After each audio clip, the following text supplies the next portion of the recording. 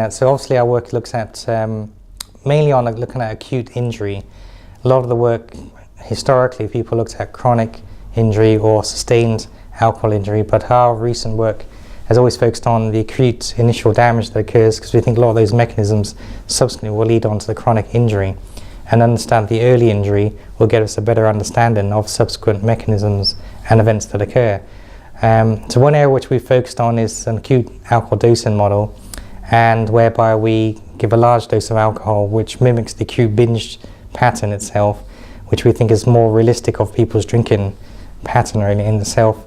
Those results show that when we give alcohol alone, we get an increase in oxidative stress, which is quite a common feature and well-known characteristic with alcohol dosing. But in addition to this model, we've increased the levels of acetaldehyde. And acetaldehyde is the main product of alcohol metabolism, and it's known to have a lot of detrimental effects, but not very well characterized at all. So it's known that acetaldehyde levels can bind to proteins, initiate an immune response, alters mitochondrial function, but still not entirely clear how it does that, and that it affects protein synthesis.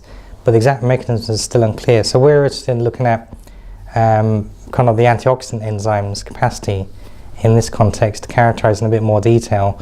And what this shows is that when you increase the levels of acetaldehyde, you quite markedly decrease the antioxidant capacity, certainly in the cell, in the cytosolic compartment of the cell, compared to the mitochondria, which is slightly bit more resilient, partly, which may be due to induction NF-kappa B mechanisms, which is kind of an antioxidant response mechanism pathway.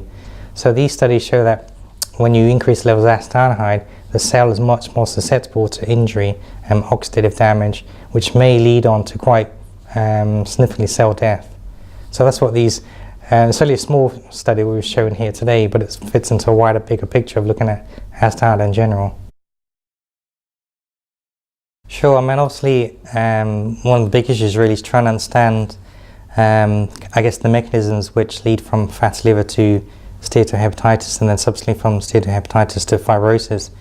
That pattern is still, even though we know what some of the pathways involved are, how it all transpires is still not quite completely understood really. So what I'm interested in really is to find out what are the kind of mechanisms involved for the progression to fibrosis, cirrhosis from the early stages, and also if obviously if there's any new studies looking at new methods of treatment, and obviously biomarkers is always an area of hot interest in terms of evaluating or coming up with a much more improved biomarker really.